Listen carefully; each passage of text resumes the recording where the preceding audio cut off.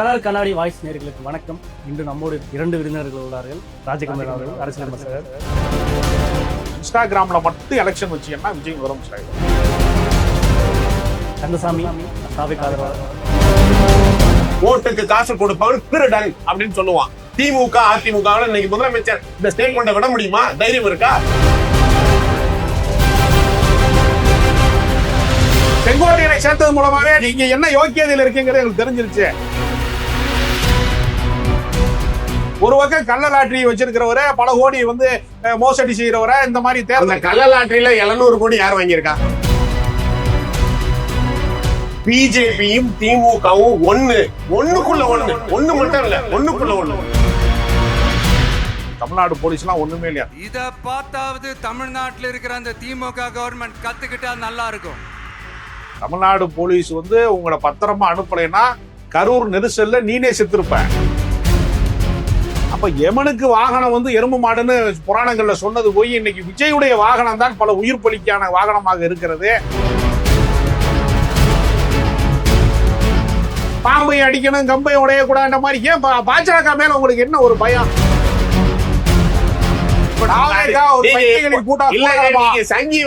யாருக்கு தான் பூசல? ரஜினி வரும்போது அவருக்கு பூசுறீங்க, அதுக்கப்புறம் கமல் வரும்போது அவருக்கு பூசுறீங்க, இன்னைக்கு விஜய்க்கு பூசுறீங்க. எப்போதுமே பெயிண்ட் அடிக்கிற வேலை தானே பாத்துக்கிட்டு இருக்கீங்க. ஏன்னா தமிழகத்துல பிஜேபி எதிர்ப்பை தவிர வேற எதையும் சொல்லி திமுக ஓட்டு கேட்டதே இல்லை. பாஜக உங்க மேல வருமான வரித்துறையை ஏவி, அமலாக்கத்துறையை ஏவுறதுக்கு நீங்க அச்சப்பட்டு கொண்டுதான் நீங்க அரசியல் கட்சியே ஆரம்பிச்சிருக்கீங்கன்னு குற்றச்சாட்டு இருக்கிறது. நீங்களே பிளாக் டிக்கெட் தான், உங்க கட்சியே ஒரு பிளாக் டிக்கெட். பொதுமக்கள் செத்தா நீங்க அதை தப்பிச்சு போனீங்க, தனி விமானத்துல போனீங்க.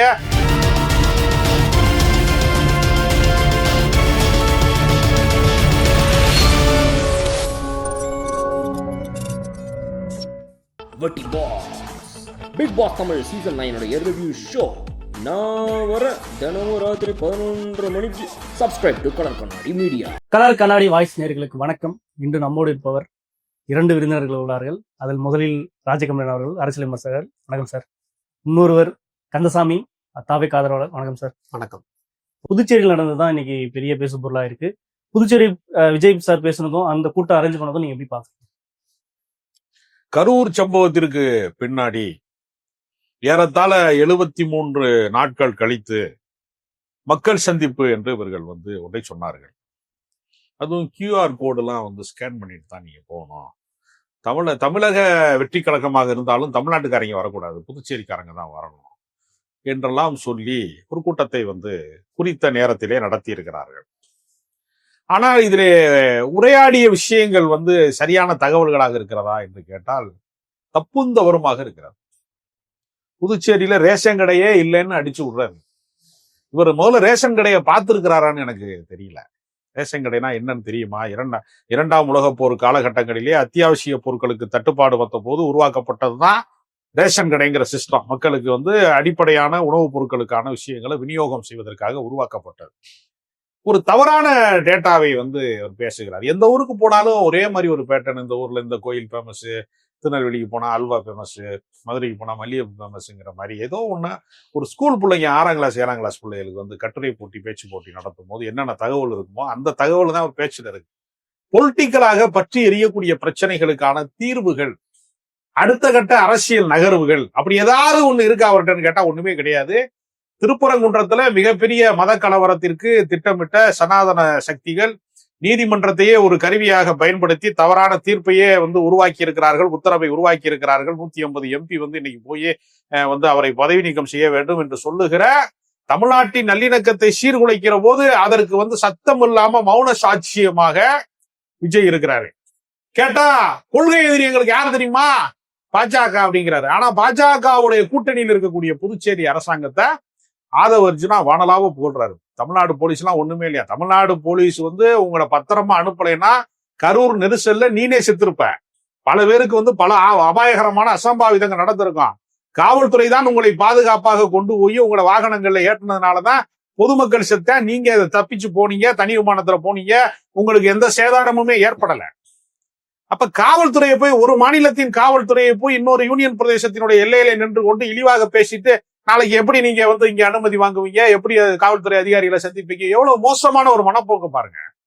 அவர்கள்ட்ட வந்து அடிப்படை அரசியல் ஞானம் இல்லை. இப்பொழுதுதான் 2 மூத்த தலைவர்கள் சேர்ந்தார்கள். செங்கோட்டையன் சேர்ந்தாரு, பிரபல திராவிட இயக்க பேச்சாளர் வந்து நாஞ்சில் சம்பத் எல்லாம் சேர்ந்தாருன்னா, ஏன் நீங்க வந்து அவர்களை எல்லாம் பேச வச்சா அவங்க பேச்சு எடுபட்டுருமோ, அவங்களுக்கு போக்கஸ் ஆயிருமோ அப்படிங்கறதுனால அந்த விஜயை மட்டுமே போக்கஸ் பண்றதுக்காக வேண்டி வேறு யாரையும் அவர்கள் பேசக்கூட அனுமதி. சரி, முதற்கட்டமா எடுத்துக்கலாம். நீங்க என்ன சொல்றீங்க? ஏன்னா விஜய் வந்து இன்னொரு அடுத்த கட்ட பேச்சாளர் பேச வச்சுட்டா ஆளுமை போயிடும் அப்படின்ற மாதிரி சொல்றாரு. அது அண்ணா அப்படியும் அந்த குற்றச்சாட்டு வைக்கத்தானே செய்வாரு. அது ஒன்றும் புதுசு கிடையாது. புதுச்சேரியில அக்கா தமிழிசை அவர்கள் வந்து கவர்னரா இருக்கும்போது எல்லா ரேஷன் கடையும் மூடி எல்லாத்துக்கும் காசு தான் இப்ப கொடுத்துக்கிட்டு இருக்காங்க. அதை தான் அவர் வந்து கவனத்துக்கு கொண்டு வந்தார். அங்க ரேஷன் கடை இருக்கு இல்ல அப்படிங்கிறது இல்ல, அந்த செய்தி ரேஷன் கடை ஒர்க்கிங்ல இல்ல. ஏன்னா இப்ப அரிசிக்கு கூட அங்க காசு தான் அதை மென்ஷன் பண்ணி சொல்லிருக்கலாம்ல. இல்ல, அதுதான் அதோட அர்த்தம். அந்த மக்களுக்கு அது புரியும். அததான் சொன்னாங்க.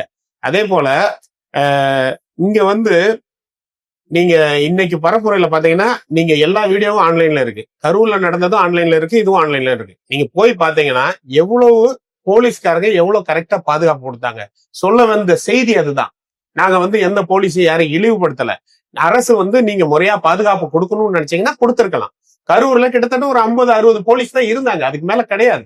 வேணா ஃபுட்டேஜ் ஃபுல்லாவே ஆன்லைன்ல இருக்கு, செக் பண்ணிக்கலாம். இன்னைக்கு பாத்தீங்கன்னா இங்க கிட்டத்தட்ட ஒரு 1000 போலீஸ். இது வந்து சில விஷயங்களை புதுச்சேரியில போயிட்டோம் திமுக தான் விமர்சனம் பண்றாருல்ல, அது எப்படி பாக்குறது, எப்படி புரிஞ்சுக்கிறது? அங்க இருக்கிற இதை வந்து என்ஆர் காங்கிரஸ் பாராட்டி பேசுறதா இருக்கட்டும், பாஜக வந்து ஒன்றிய அரசு மட்டும் ஒரே ஒரு வார்த்தையில சொல்லிட்டு போயிட்டாரு, இதெல்லாம் எப்படி புரிஞ்சுக்கிறது? இல்ல, எங்களுடைய கூர்மையான விமர்சனம் இல்ல, மென்மையா இருக்கான்றதான் இல்ல. எல்லா இடத்தையும் எங்க எதிர்க்கணுமோ அங்க எதிர்த்துக்கிட்டு தான் இருக்கிறோம். எங்களுடைய கூர்மையான விமர்சனம் திமுகவை நோக்கி தான் இருக்கும். இன்னும் எலெக்ஷன் வர அதுதான் இருக்கும். புதுச்சேரியில அப்படி விமர்சனம் வச்சுன்னா என்னங்க? புதுச்சேரியில ஆளுங்கட்சியார் தான் அங்கதான் விமர்சனம். புதுச்சேரியில ஆளுங்க அரசுல வந்து இன்னைக்கு வந்து அந்த மத்திய அரசு என்னெல்லாம் செய்யுது, மத்திய அரசு புதுச்சேரியை செயல்படாம எப்படிலாம் தடுக்குது, எப்படி ஃபண்டு கொடுக்காம இருக்கு, எப்படி மாநில அந்தஸ்து கொடுக்காம இருக்கு, எல்லாமே விமர்சனம் பண்ணோம். அதெல்லாம் உங்க காதுகளுக்கு கேட்காது. அதுக்கு நாங்க என்ன பண்ண முடியும்? என்ன சொல்ல வேண்டுமோ அதை எல்லாத்தையும் சொல்லியாச்சு. எங்களுடைய ஆனா நீங்க சொல்றது ஒண்ணு உண்மைதான். எங்களுடைய கூர்மையான விமர்சனம் திமுகவை நோக்கி தான் இருக்கும். ஏன்னா புதுச்சேரிங்கிறது அந்த இடத்துல பேசினாலும் அங்க மட்டும் எதிரொலிக்கிற கருத்து கிடையாது, அது தமிழகம் முழுவதும் எதிரொலிக்கும். இன்னொன்னு அண்ணா சொன்னாரு, அந்த இடத்துல போய் திருநெல்வேலினா அல்வான்னு சொல்றாரு, இதுன்னு சொல்றாரு, அங்க உள்ள சிறப்பு என்னவோ அதை மட்டும் சொல்றாரு. இது ஒரு பேச்சா? எங்களை பொறுத்தவரை தளபதி எந்த இடத்துல இருந்து பேசினாலும் அது அந்த இடத்துல மட்டும் எதிரொலிக்கிறது கிடையாது. அது ஆன்லைன்ல எத்தனையோ பேர் பாக்குறாங்க. அப்ப அது பாக்குறவங்களுக்கும் சேர்த்து பேசணும். அங்க உள்ளவங்களுக்கு அவங்களுக்கு தெரியும் என்ன செய்தினாலும். ஆனா பாக்குறவங்க எல்லாரும் எதிர்க்க இருக்காங்கல்ல, கோடிக்கணக்கான மக்கள் ஆன்லைன்ல பாக்குறாங்க, அவங்களுக்கும் சேர்த்துதான் அந்த செய்தியை சொல்றாரு. அதனால இந்த எலெக்ஷன் வந்து 2026 மிக வித்தியாசமான எலெக்ஷனா இருக்க போது. 2026 வந்து திமுகவுக்கு எதிராக திமுகவா டிவிகவா என்பதை மேலும் மேலும் கூர்மை தீட்டுறதுல தளபதி விஜய் அவர்களும் எங்களுடைய படை பலமும் அதை நோக்கி பயணப்பட்டுக்கிட்டு இருக்கோம். அதுதான் சரியான அணுகுமுறையாவும் இருக்கும். அதை நாங்க நம்புறோம். புதுச்சேரியில பேசினாலே தமிழகத்துல எதிரொலிக்கும், அதனாலதான் திமுக விமர்சனம் பண்றோம் அப்படின்ற மாதிரி. அந்த கட்சியே இன்ஸ்டாகிராம் கட்சிங்க, சோசியல் மீடியாவை தாண்டி கட்சி கட்டமைப்பில் யாருமே பயப்படல. நான் ஒரு விஷயம் சொல்லவா? இருங்க, உங்க நேரத்துல பேசுங்க. அதாவது யாருமே கட்டமைப்பு வந்து இப்ப நீங்க திருவண்ணாமலைக்கு உதயநிதி ஸ்டாலின் வந்து நேற்று போனாரு. 1,00,000 இளைஞர் படையை வந்து திரட்டி இருக்கிறாங்க திருவண்ணாமலை. தானா வந்ததா? இப்ப இவங்க சொல்ற மாதிரி நாங்க வந்து காசு கொடுத்தோ பிரியாணி கொடுத்தோ குவார்டர் கொடுத்தோ போடுறது இல்ல, தானா வர்றோம். உங்களுக்கு அப்படியா? நீங்க கட்டமைச்சு தானே கூடுறீங்க அப்படின்ற மாதிரி தானே சொல்றாங்க. ஏங்க, உங்களை சந்திக்க நான் வர்றேன், எனக்கு நீங்க குடிநீர் கொடுக்குறீங்க, அடிப்படையா ஒரு தேநீர் கொடுக்குறீங்க, இதெல்லாம் ஒரு அடிப்படை பண்பாடு. இதெல்லாம் ஒரு கூட்டத்துக்கு வந்து 4 மணி நேரம் இல்லங்க. அப்ப வந்து தாவேகா மாநாட்டுக்கு வர்றவங்க எல்லாம் என்ன நடந்து வர்றாங்களா? பாத யாத்திரை வர்றாங்களா? எல்லாரும் அவங்க செலவு பண்ணிட்டு வராங்க. இருங்க, அப்படித்தாங்க தொடக்கத்துல இருக்கும். புது மாப்பிள்ளைங்க சரியா வந்து ரொம்ப அதிகமா கவனிப்பாங்க. அப்புறம் போக போக பழைய சோறு போட ஆரம்பிச்சுருவாங்க. சொல்லுவீங்க 2 வருஷம் ஆயிடுச்சு. இருங்க, இதையே சொல்லிக்கிட்டுலாம் நீங்க அரசியல்ல வந்து நீங்க வந்து உங்களுக்கு என்ன சித்தாந்தம் இருக்கு, என்ன கருத்தியல் இருக்கு, என்ன களப்பணி இருக்கு? ஒண்ணுமே கிடையாது. அதாவது இருங்க, கட்டமைப்பு இல்லாத கட்சிங்க அது. அவங்க ரொம்ப தந்திரமாக ஒரு வேலையை செய்யறாங்க. திமுகவா தாவே நீ 2 வருஷத்து கட்சி, அது 75 வருடம் பாரம்பரிய கட்சி. பேரறிஞர் அண்ணா தொடங்கி கலைஞர் திமுக ஃபுல்லா விமர்சனம் தாவேகாவை நோக்கி தானே இருக்குது. இது 2 வருஷ கட்சி தானே விட்டு போயிடுறாங்க. தாவேகாவை பார்த்து பயப்படுறது உண்மைதான். ஏன்னா வேற எந்த கட்சிக்காரனுமே கேளுங்க, தாவேகாவை பார்த்து பயப்படுறது உண்மைதான். ஏன்னா வேற எந்த கட்சிக்காரனுமே பார்வையாளர்களை கொலை செய்கிற வழக்கம் கிடையாது. நெரிசல் மரணத்தை ஏற்படுத்தி உயிர் பலியை கேட்கிற வழக்கம் எங்கேயுமே கிடையாது. அதனால விஜயுடைய வாகனம் வருவது என்பது எமனுடைய வாகனம் வருவதை போல பொதுமக்களுக்கு ஆபத்தை இருக்கிறது. அப்ப எமனுக்கு வாகனம் வந்து எறும்பு மாடுன்னு புராணங்கள்ல சொன்னது போய் இன்னைக்கு விஜயுடைய வாகனம் தான் பல உயிர் பலிக்கான வாகனமாக இருக்கிறது. அது வந்தா அப்ப உயிர்களுக்கு ஆபத்து, தமிழ்நாட்டு மக்களுக்கு வந்து பார்வையாளர்கள் உயிரை பறிக்கக்கூடிய ஏற்பாடுனா பயப்படாம என்ன செய்ய, எமன் வரும்போது பயப்படாம என்ன செய்ய முடியும்? தமிழ்நாட்டினுடைய இளைஞர்களை சீரழிக்கிற ஒரு கூட்டம். எந்த கட்சியாவது நீங்க இது மாதிரி அறிக்கை விட்டுருக்கா பொதுச்செயலாளர் மூலமா? மரத்தில் ஏறக்கூடாது, கீழே குதிக்க கூடாது, டிரான்ஸ்பார்மில் ஏறக்கூடாது, ஜெனரேட்டர் வயரை புடுங்கக்கூடாது, போலீஸ்காரன் கையை கடிக்க கூடாது, இப்படி எல்லாம் கண்டிஷன் போட்ட கட்சி எங்கேயாவது பார்த்திருக்கலாம் இது வரைக்கும்? அப்ப எந்த ஒழுங்குமே கிடையாது. முதல் நாள் சினிமா ரிலீஸ் ஆகும்போது எப்படி பாலாபிஷேகம் பண்ணுவானா, எப்படி வந்து மேலே ஏறி கத்துவானா, ஸ்கிரீன் கிட்ட போய் கத்துவானா, சேர உடைப்பானா, அந்த உளவியல் சிக்கல்ல இருந்து விடுபடாமல் அவர்கள் இன்னும் தொண்டர்களாகவே மாறவில்லை என்பதை பண்றாங்க. யாரு நீங்க பொதுவா நீங்க விஜய் வைக்கிற விமர்சனத்துக்கு பதில் சொல்லாம இந்த மாதிரி மரம் ஏறுறது, இது ஏறுறது, கடிக்கிறது, இதெல்லாம் விஜய்க்கு செல்வாக்கு தானே ஆகுது. குறைஞ்சிருக்கா? எங்க கூட இருக்கிறேன் கையை கடிச்சு வைக்கிறதுக்கு பிறகு செல்வாக்குனா பைத்தியக்கார ஆஸ்பத்திரியில இருக்கிறவன பூரா தாவேக்காரங்க விமர்சனத்தால விஜய்க்கு வந்து செல்வம் குறைஞ்சிருக்கு அப்படின்னு சொல்ல முடியுமா? நேற்று வந்து ஒரு 70 தொகுதி வின் பண்ணுவோம்னு சொல்லியிருக்காங்க. சமீபத்துல திமுக 5 லட்சம் இளைஞர்களை வந்து புதிய நிர்வாகிகளாக உருவாக்கி 90 சட்டப்பேரவை தொகுதிகளிலே நிறுத்துவதற்கான ஏற்பாட்டை செய்து கொண்டிருக்கிறாங்க. மத்த கட்சிக்கெல்லாம் கட்டமைப்பு இருக்கிறது. மத்த கட்சிக்கெல்லாம் கட்டமைப்பு இருக்கிறது. ஒரு ரயில் வரணும்னா முதல்ல தண்டவாளம் போடணும். நீ தண்டவாளமே இல்லாம ரயில் மட்டும் வரும் சொல்லிட்டே இருக்க. கட்டமைப்பு இல்லாத கட்சி தான் தாவேகா. தாவேகாவுக்கு எந்த விதமும் கட்டமைப்பு கிடையாது. ஆனா உண்மையிலேயே கட்டமைப்பு இருக்கக்கூடிய அதிமுகங்கிற கட்சி களத்துல இல்லையா? அது பலமுறை ஆட்சி அதிகாரத்தை வந்து கண்டிருக்கக்கூடிய கட்சி. அவங்க ரொம்ப எளிதா என்ன செய்யறாங்கன்னா, எம்ஜிஆரை ரோல் மாடலாக எடுத்துக் கொடுக்குறாங்க. ஏன் மத்த தலைவர்களை ரோல் மாடலா எடுத்துக்கொள்ள முடியலைன்னா, அவ்வளவு பெரிய நிர்வாக கட்டமைப்பு. அதாவது ஒரு மேஜிக் காமிச்சு, ரோடு ஷோ காமிச்சு, சினிமா கவர்ச்சியை காமித்து, முகவசீகரத்தை காமித்து, இந்த கோமாளி கூத்தை நிகழ்த்தியே ஆட்சியை பிடிச்சிடலாம்னு நினைக்கிறதுனாலதான் அவங்க எம்ஜிஆரை அடையாளமாக காட்டுகிறார்கள். அறிவார்ந்த தலைமைகளை குறித்து அவர்கள் பேசுவது கிடையாது. ஒரு கொள்கை இல்ல, இன்னும் கோட்பாடு ஒண்ணுமே கிடையாது. நீங்க எல்லா கட்சியில இருந்து ஏதாவது இரவல் வாங்கி கொண்டு திமுகவை தோற்றுவித்தவர் அண்ணா, அவர் எங்க தலைவருங்கிறியா? திமுக அழிந்து விடவில்லை, இன்னைக்கு ஆளுங்கட்சியாக இருக்கிறது, 6வது முறை ஆட்சி கட்டிலே இருக்கிறது. அதிமுகவை தோற்றுவித்தவர் எம்ஜிஆர். அந்த கட்சி இன்னும் பாதியாக பலம் குறைந்தால் கூட அந்த கட்சி இன்றைக்கும் எதிர்கட்சியாக இருக்கிறது. 64 எம்எல்ஏக்களோட எடப்பாடி பழனிசாமி தான் எதிர்கட்சி தலைவரா இருக்கார். ஆனா அந்த கட்சியே இல்ல. ஒரு சட்டமன்ற உறுப்பினரை கூட உங்களால் பெற முடியுமான்னு தெரியல. இப்படித்தான் உலகநாயகன் கமலஹாசன் கட்சி ஆரம்பிக்கும் போது ஒரு முதலமைச்சராகி முதல் கையெழுத்து எதில் போடுவீர்கள்னு கேட்டான். பத்திரிகைக்காரன் பேப்பர்ல தான் போடுவேன்னு அவர் சொன்னார். இன்னைக்கு வரைக்கும் அவர் சட்டமன்ற உறுப்பினர் ஆக முடியல. இதை விட பெரிய கூட்டத்தை காட்டிய சிரஞ்சீவிலாம் கட்சியவே கழிச்சிட்டு ஓடி போயிட்டாரு, அரசியலை விட்டு ஓடி போயிட்டாரு. நாட்டாம ஓடிக்கிட்டு இருக்கும் போது சரத்குமாருக்கும் தான் கூட்டம் வந்துச்சு. அன்னைக்கு அவர் பெரிய ஹீரோவா தான் இருந்தாரு. அவர் நடுராத்துல கட்சியை கொண்டே கமலாலயத்துல கலைச்சு விட்டுட்டு போயிட்டாரு. டி ராஜேந்திரன் அடுக்குமுடி வசனம் பேசும்போதெல்லாம் அண்ணாவுக்கு அடுத்து அடுக்குமுடி பேசுறதுக்கு ஆள் வந்துருச்சு சொல்லி பெரிய கூட்டம் ஆர்ப்பரித்தது. அவரை பார்த்து அந்த காலகட்டத்துல திமுகவுக்கு ஒரு தலைமைக்கு போட்டிக்கு வந்து விடுவாரோ என்று கூட சில பேர் கருதுனாங்க. அப்படியெல்லாம் பேசப்பட்டவரெல்லாம் அட்ரஸ் இல்லாம போயிருக்காங்க. பல பேர் சினிமாக்காரங்கள் கட்சி ஆரம்பித்து நடிகர் திலகம் சிவாஜி கணேசன்ல இருந்து பல பேர் காணோம். எம்ஜிஆர் என்கிற ஒற்றை உதாரணத்தை கழித்து விட்டு ஜெயலலிதா கூட எம்ஜிஆர் உருவாக்கிய கட்சி, அவர் கட்சியை உருவாக்கல. விஜயகாந்த் கூட எதிர்கட்சி தலைவர்கிற அந்தஸ்தை வந்து கூட்டணியின் வழியாக பெற்றாரே தவிர தனித்த செல்வாக்கிலே அவர் முதலமைச்சர் நிறுத்தப்பட்ட போது வெற்றி பெறவே இல்லை. அதுக்கு என்ன பதில் சொல்றாருன்னு கேட்கலாம். ஆளுமை இல்லன்னு சொல்றாரு, சொல்றாரு. இல்ல இல்ல, ஒன்றே கோட்பாடு எல்லா கோட்பாடுகளும் இருக்கு. இரவல் எடுத்துக்கிட்டீங்க, எம்ஜிஆர் இரவல் எடுத்து, திராவிட கழகம் இன்னைக்கும் இருக்கு. அதனால பெரியார் அவர்கள் பயன்படுத்தாம இருக்காங்களா? அதெல்லாம் இல்ல. மறைந்த தலைவர்கள்லாம் நல்ல தலைவர்கள் என்ன சொல்லி இருக்காங்களோ அந்த கோட்பாடை எடுத்துக்கிட்டு அதுல நகர்றதான். இன்னொன்னு நிறைய உதாரணங்கள் வந்து கட்சி ஆரம்பிச்சவரை பத்தி சொன்னாங்க. அந்த உதாரணங்கள் கம்பேர் பண்ற அளவுக்கு விஜய் கூட கம்பேர் பண்ண முடியாது. ஏன்னா அவர்கள் வந்து வந்த நாளில் இருந்து அவர்களுக்கு என்ன செல்வாக்கு இருக்கு மக்கள் மத்தியில, இளைஞர்கள் கிட்ட, அதுவும் ஜென்சி கிட்ட, 2K கிட்ட, மகளிர்கிட்ட எவ்வளவு ஆறாவரமா அவர் மரத்துல ஏறாங்க. சொன்னீங்கன்னா நான் ஒண்ணு சொல்றேன். எந்த கட்சிக்கு எங்களுக்கு மாதிரி நீங்க வந்து விதிமுறைகள் வகுத்தீங்க? இந்த கூட்டத்தை பார்த்து தானே வகுத்தீங்க நீங்க. அதுவும் இல்லாம எல்லா கட்சியும் கூட்டம் சேர்க்கறதுக்கு அவ்வளவு செலவு பண்றாங்க, அவ்வளவு மெனக்கிடுறாங்க. நாங்க கூட்டம் வேண்டாம், வர வேண்டாம்னு சொல்றதுக்கு எவ்வளவு மெனக்கிட வேண்டியது இருக்கு. அந்த கூட்டத்தை கட்டுப்படுத்த இருக்கும். போக போக பழக பழக சரியா பழக சரியானா 75 வருஷ கட்சி அப்படிதான் சொல்லுவாங்க. இன்னைக்கு இந்த மண்ணுல தமிழ்நாட்டுல கிட்டத்தட்ட 1,92,00,000 இளைஞர்கள் நம்மளுடைய தளபதி பின்னாடி இன்னைக்கு நிக்கிறாங்க. அதுல ஒருத்தன் கூட கரூர் ஆஸ்பத்திரிக்கு வரல.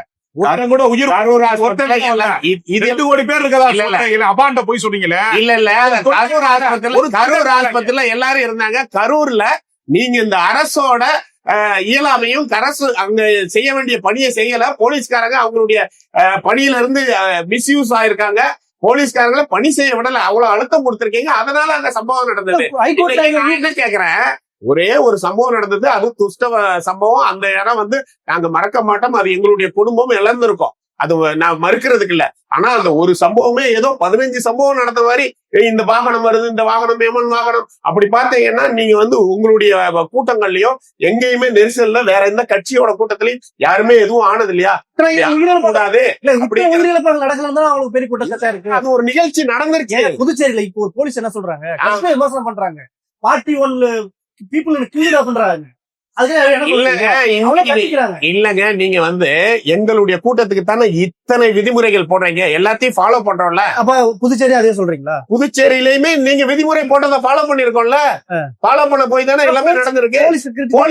போலீஸ் அங்க 1000 போலீஸ் நிக்கிறாங்க பாதுகாப்பு கொடுக்கறதுக்கு. நீங்கள் ஒத்துக்கிட்டாலும் இவர் ஒரு உச்ச நட்சத்திரம். இவர் பின்னாடி மிகப்பெரிய கூட்டம் வரதா செய்யும். கூட்டம் வருது அப்படிங்கறதுனால, இவரை பாக்குற வருதுங்கிறதுனால முதலமைச்சர் நீங்க தான், இன்னைக்கு ஆளுங்கட்சி நீங்க தான், உங்க கையில தான் அரசாங்கம் இருக்கு, உங்க கையில தான் காவல்துறை இருக்கு. நீங்க பாதுகாப்பு கொடுத்துதான் ஆகணும். எதிர்கட்சி இல்ல நமக்கு அவங்கள பார்த்தா பயமா இருக்கு, அவங்கள்ட்ட கூட்டம் இருக்கு அப்படிங்கிறதுக்காக நீங்க அங்க ஏதாச்சும் அசம்பாவிதம் நடக்கட்டும் அப்படிங்கிறதுக்காக அதை இயல்பா எடுத்துக்கிட்டா எப்படி? உரிய பாதுகாப்பு கொடுத்திருந்தா எந்த பிரச்சனையும் நடந்திருக்காது. அன்னைக்கெல்லாம் ஆன்லைன்ல தானே இருந்தது. இன்னொன்னு இந்த சம்பவத்தை திருப்பி நிறைய பேசியாச்சு. இதில் பேச வேண்டியதெல்லாம் ஒண்ணுமே கிடையாது. இது அஜாக்கிரதை, அரசாங்கத்தோட அஜாக்கிரதை. அங்க 50 போலீஸ் கூட கிடையாது. ஃபுட்டேஜ் ஆன்லைன்ல இருக்கு, செக் பண்ணிக்கலாம். இன்னையோட ஃபுட்டேஜ் அந்த ஃபுட்டேஜ் கம்பேர் பண்ணி பாருங்க. அதனால தளபதி அவர்களுக்கு இன்னைக்கு இளைஞர்கள் கூட்டம் அதிகமா இருக்கு. இதை பார்த்து இன்னைக்கு எல்லாருக்குமே ஒரு பயம் வந்திருக்கு. எப்படினாலும் இந்த 1,92,00,000 இளைஞர்கள்ல 80% தளபதிக்கு ஓட்டு போட போறாங்க. அது மட்டும் இல்ல, திமுக குடும்பத்திலும் இருந்து தளபதிக்கு தான் ஓட்டு விழ போகுது, அதிமுக குடும்பத்திலும் இருந்து தளபதிக்கு தான் ஓட்டு விழ போகுது. அங்க உள்ள ஜென்சி கிட்ட இருக்காங்க, அவங்க பேரண்ட்ஸ வழிகாட்டுறாங்க, அவங்க கிராண்ட் பேரண்ட்ஸ வழிகாட்டுறாங்க. நீங்க இவ்வளவு நாள் காசு வாங்கிட்டு ஓட்டு போட்டா போதும், இனிமே அதை செய்யாதீங்க. நான் ஒண்ணு கேட்கிறேன், திமுக அதிமுக 2 பேருமே கேட்கிறேன்.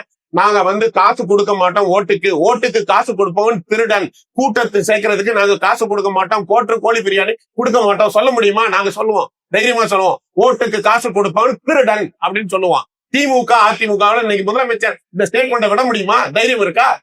ஏன்னா இன்னைக்கு இதுவரை இவர்கள் கொள்கை கோட்பாடை நம்பதை விட இந்த பணத்தை வச்சு எப்படி ஓட்டு வாங்கலாம், பணத்தை வச்சு எப்படி கூட்டம் சேர்க்கலாம், அதுலதானே இருக்கிறாங்க. கொள்கையில இல்ல, நம்பலன்ற மாதிரி சொல்றது.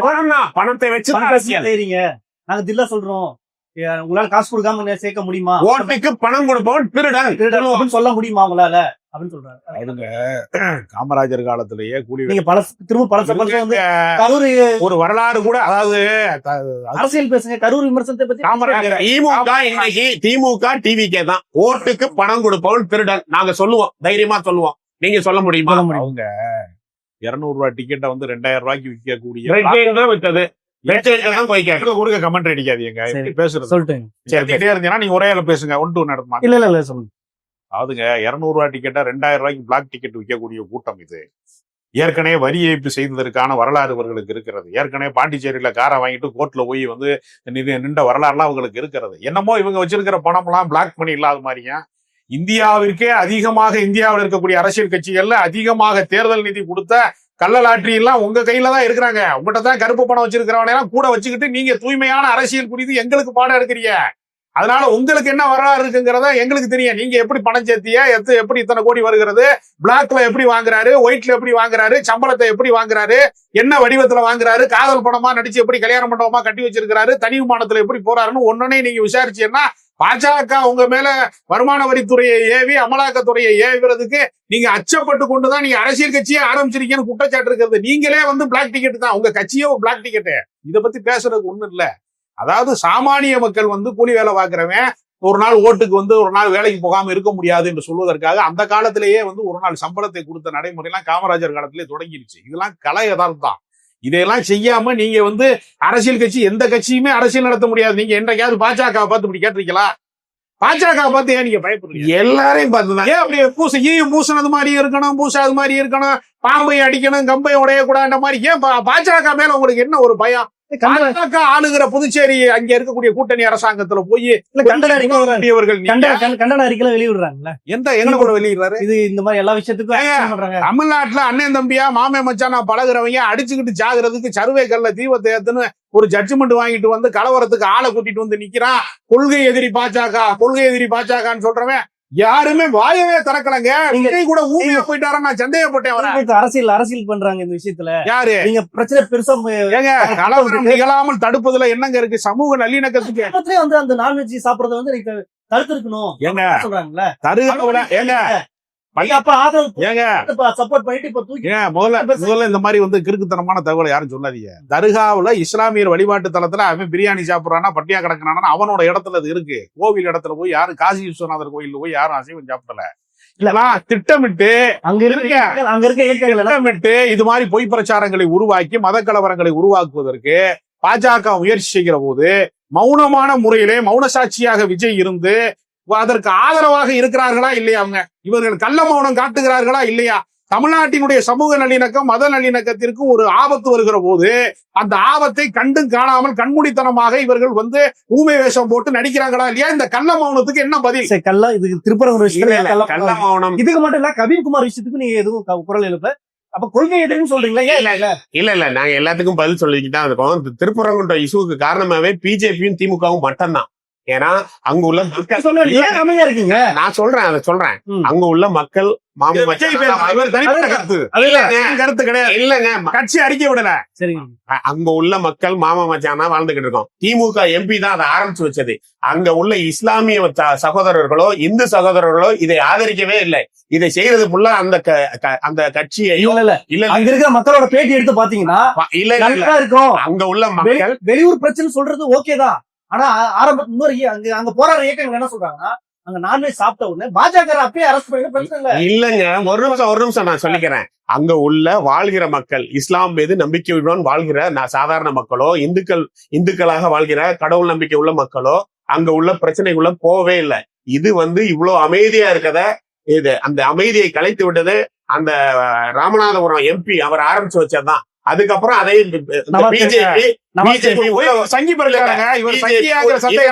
நீங்க என்ன வேணாலும் சங்கி வாசனை யாருக்கு தான் பூசல? ரஜினி வரும்போது அவருக்கு பூசுறீங்க, அதுக்கப்புறம் கமல் வரும்போது அவருக்கு பூசுறீங்க, இன்னைக்கு விஜய்க்கு பூசுறீங்க. எப்போதுமே பெயிண்ட் அடிக்கிற வேலை தானே பாத்துக்கிட்டு இருக்கீங்க. ஏன்னா தமிழகத்துல பிஜேபி எதிர்ப்பை தவிர வேற எதையும் சொல்லி திமுக ஓட்டு கேட்டதே இல்ல.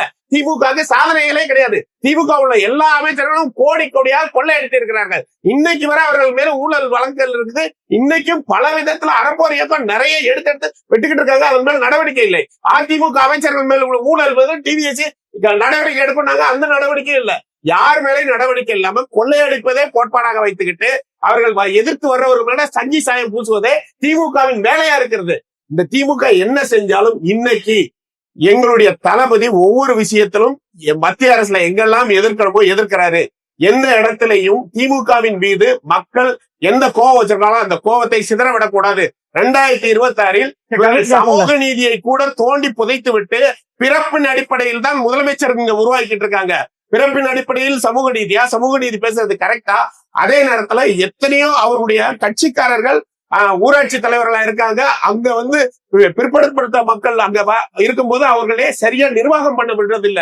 எத்தனையோ அங்க மழை தண்ணியை கலந்த இடத்துல சரியான ஒரு தீர்வு கொடுக்கல. எத்தனையோ குற்றச்சாட்டுகள் இந்த அரசு மேல இருக்கு. இவர்கள் செய்வதெல்லாம் ஒன்னே ஒண்ணுதான். யாராச்சும் எதிர்த்து வந்தா சங்கி பிஜேபி கைக்கூலி.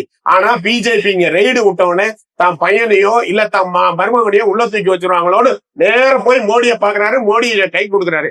பிஜேபியும் திமுகவும் ஒண்ணுக்குள்ள ஒண்ணு மட்டும் இல்ல, ஒண்ணுக்குள்ள ஒண்ணு. நீங்க எப்படி சொல்றீங்க?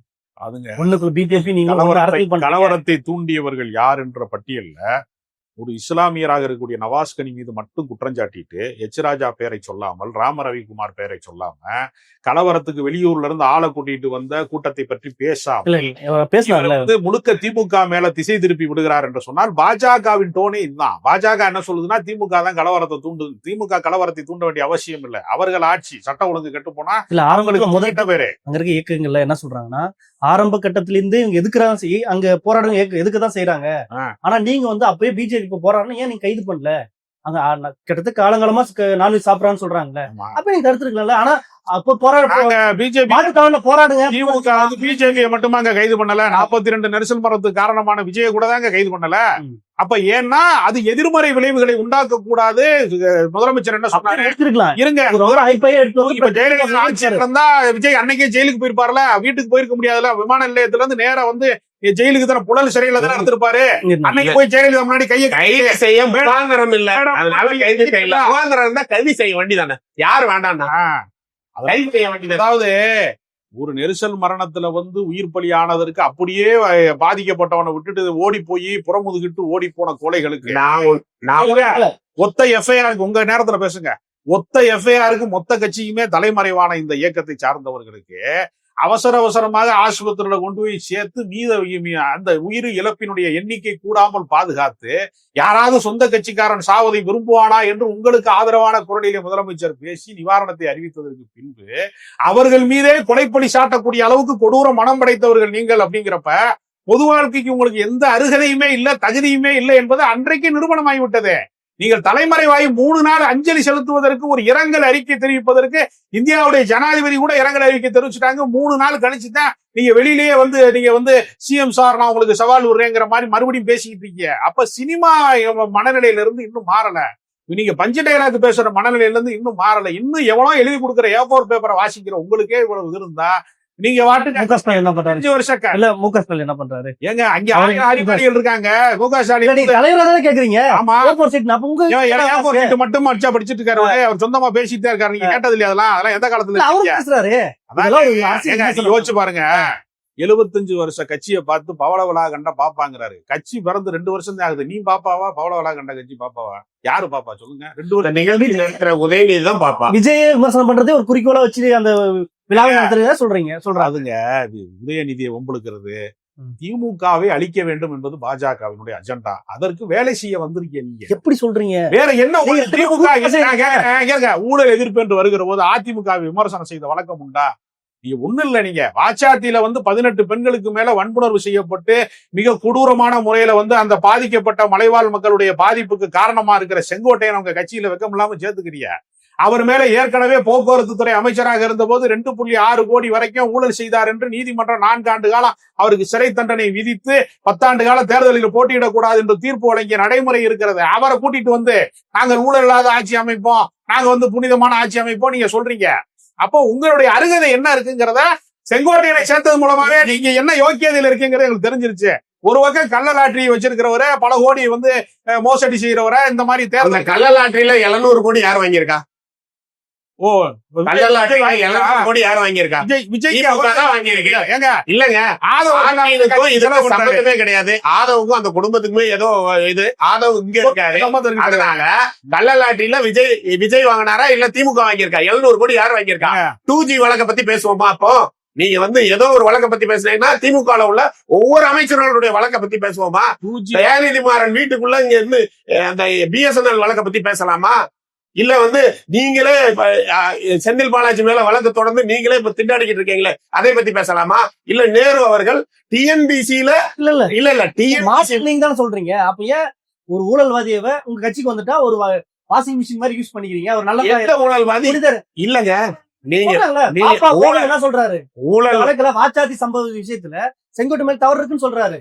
போக்குவரத்துறையில வழக்கு சொல்றாரு. அந்த வழக்கெல்லாம் ஏற்கனவே முடிச்சு வச்சிருக்காங்க. அப்ப செந்தில் வழக்கு முடிச்சு இன்னும் நடந்துகிட்டு இருக்கு. இன்னைக்கு நான் சொல்றேன் 2G வழக்கு இப்ப வந்து நான் அதை சொல்ல போய் தான் சொல்றேன். இப்ப முடிச்சு வச்சிருக்கேன் அப்படின்னா மறுபடியும் தூசி தட்டிக்கிட்டு இருக்காங்க. மத்திய அரசு இன்னைக்கு தூசி தட்டிக்கிட்டு டக்குன்னு போய் அங்க போய் மோடி கையை பிடிக்க வேண்டிய அவசியம் இல்லை. தமிழ்நாட்டிலே நேரடியாக பிஜேபியால் வந்து ஆட்சியை பிடிக்க முடியாது, திமுகவை வீழ்த்த முடியாது என்பதற்காக அனுப்பி வைக்கப்பட்ட டைரக்ஷன் வந்து அமித்ஷா. நடிகர் மட்டும்தான் விஜய். பிஜேபியால் இயக்கப்படக்கூடிய ஒரு அரசியல் கட்சியை வைத்துக்கொண்டு நீங்க தமிழ்நாட்டுல நாங்க ஊழலற்றதுன்னா நீ அதிமுகவையும் சேர்த்து கண்டிக்கணும். நீ அதிமுக பற்றி எதுவுமே பேசாம இருப்பதன் மூலமாக அங்கு ஒரு கள்ள மௌனம், எப்படி திருப்பரங்குன்றத்துல ஒரு கள்ள மௌனமோ அதுபோல அதிமுகவை குறித்து விமர்சிப்பதில் ஒரு கள்ள மௌனம். அப்ப இவர்களுடைய நோக்கம் என்னன்னா திமுகவை வீழ்த்துவது என்பது பிஜேபியினுடைய அஜெண்டா. அதற்கு வேலை செய்வதற்காக விஜய் வந்திருக்கிறாரே தவிர விஜய்கிட்ட எந்த ஒரிஜினாலிட்டியும் கிடையாது. திராவிட முகமூடியை அணிந்து கொண்டு திமுகவை வீழ்த்த வேண்டும் என்பது அவருடைய திட்டம். இதெல்லாம் சொல்றது உண்மைதான். அதுல பாதி உண்மை. திமுகவை மட்டும் இல்ல, திமுக பிஜேபி ரெண்டையுமே வீழ்த்த வேண்டியதுதான் எங்களுடைய ஒரு நோக்கமாக இருக்கிறது. மத்திய அரசிலிருந்து பிஜேபியும் மாநில அரசிலிருந்து திமுகவும் ஒழிக்கப்பட வேண்டும். அதற்குண்டான ஆயத்தமான இன்னைக்கு தமிழக எலெக்ஷன்ல வந்து தாவேக வந்து ரொம்ப கூர்மையா திமுக எதிரான கருத்துக்களை எடுத்து வைத்துக்கிட்டு இருக்கோம். சரி, ஓகே. இறுதியா ஒரே ஒரு கேள்வி, 2026 எலெக்ஷன் எப்படி இருப்போது? எத்தனை சீட் வாங்க போவாங்க? அது 2026 தேர்தல் என்பது திமுகவுக்கும் அதிமுகவுக்கும் தான். தம்பி ஓரமா போய் விளையாடுங்கப்பா அப்படின்னு சொல்லக்கூடிய இடத்துலதான் நாம் தமிழர் கட்சி தாவேக்கெல்லாம் இருக்கு. தமிழ்நாட்டிலே எப்பொழுதுமே திமுகவும் வேணாம் அதிமுகவும் வேணான்னு சொல்லக்கூடியவர்கள் 10% வாக்கு வங்கி எப்போதுமே நிரந்தரமாக இருக்கிறார்கள். அந்த இடத்திற்கு தான் பாட்டாளி மக்கள் கட்சி வந்தது, அந்த இடத்தை கைப்பற்றத்தான் மதிமுக வந்தது, அந்த இடத்தை கைப்பற்றித்தான் தேமுதிக வந்தது, அந்த இடத்திற்கு தான் நாம் தமிழர் கட்சி 8.22% பெற்றது. எனவே இந்த 10% உள்ள இருக்கக்கூடிய வாக்காளர்களை நீங்கள் கவரலாம். நான் இல்லைன்னு சொல்லலாம். இன்ஸ்டாகிராம்ல மட்டும் எலெக்ஷன் வச்சீங்கன்னா விஜய் முதலமைச்சர் ஆயிடுவார். யூடியூப்ல வச்சேன்னா கூட அவரால் ஆக முடியாது. சோசியல் மீடியால பேஸ்புக்ல வச்சேனால அப்படி. இன்ஸ்டாகிராம்ல இருக்கிறவர்களுக்கு மட்டுமே ஒரு தேர்தல் ஆணையம் தேர்தல் வைத்தால் விஜய் தான் முதலமைச்சர். அதுல எனக்கு ரெண்டாவது கருத்தே கிடையாது. அதனால நீங்க ஒரு 18 வயசுல இருந்து ஒரு 25-30 வயசு வரைக்கும் இருக்கக்கூடிய நீங்க சொல்ற ஜென்சி தலைமுறைலாம் 2K கிட்ஸ் எல்லாம் இருக்கக்கூடிய ஒரு குறிப்பிட்ட செக்டாருடைய வாக்கு வங்கி என்பது ஒரு 50 லட்சத்தை கடக்காது. ஆனால் தமிழ்நாட்டினுடைய வாக்காளர் சதவீதம் என்பது 7.5 கோடியாக இருக்கிறது. அதனால நீங்க ஒரு 7 கோடி வாக்காளர்கள் உங்களை ஏற்றுக்கொள்ள போவதில்லை. ஒரு இளைஞர் கூட்டத்தை ஒரு உசு பேத்தி கொஞ்சம் பேரை வச்சிருக்கீங்க. அது ரொம்ப நாள் நீடிக்காது. இந்த தேர்தலோட அந்த கூடாரம் காணி இறுதியா, ஏன்னா சோசியல் மீடியால மட்டும் தான் இருக்கீங்க. எங்கிட்ட 50 லட்சம் எங்க கிட்ட உறுப்பினர் ஆகினாலே ஓட்டர் ஐடி இருக்கணும். ரிஜிஸ்டர் ஓட்டர் வந்து கிட்டத்தட்ட எங்கிட்ட 1.5 கோடிக்கு மேல இருக்காங்க. 1,92,00,000 வாக்காளர்கள் ஜென்சி கிட்ட 2K கிட்ட இருக்காங்க. அதெல்லாம் வந்து இன்ஸ்டாகிராம் ஓட்டுன்னு அவர்களை மட்டம் தட்டுவது எந்த அளவில் கரெக்ட்னு தெரியல. அவர்கள் ஓட்டு போட இந்த 2026 தயாரா இருக்காங்க. அவருடைய பேரண்ட்ஸ், கிராண்ட் பேரண்ட்ஸ் எல்லாமே தற்குறின்னு ஒண்ணு சொல்றியா அப்படின்னு கோவத்துல இருக்காங்க. அவர்கள் திமுகலையும் இருக்காங்க. அவங்களும் ஓட்டு போட தான் போறோம். இறுதியா எங்களுடைய தலைவர் ஏற்கனவே சொல்லியிருக்காரு, யாரும் 1000 ரூபாய்லாம் வாங்காதீங்க. அதை தான் நாங்கள் முழக்கமாக வைக்க போறோம். ஓட்டுக்கு பணம் கொடுப்பவன் திருடன். அவன் உங்களிடம் கொள்ளையடித்த பணத்தை தான் கொடுக்க போறான். அதனால திருடனுக்கு வாக்களிக்காதீர்கள். நாங்கள் உங்களுக்கு தமிழகத்தில் மிகப்பெரிய மாற்றத்தை, ஊழல் இல்லா அரசை கொடுக்க எல்லாமே டிவிக்கு வாக்களிப்பாங்க. 2.5 கோடிக்கும் மேல ஓட்டுகளை வாங்கி மிக பெரும்பான்மையான வாக்குகளை பெற்று ஆட்சி அமைப்போம். நிறைய விஷயத்தை பகிர்ந்துக்கிட்டீங்க. மற்றொரு பேசுறது நன்றி. வணக்கம். வட்டி boss big pass Tamil season 9 review show நான் வர தினமும் ராத்திரி 11:30 மணிக்கு. Subscribe to colour Kannadi media.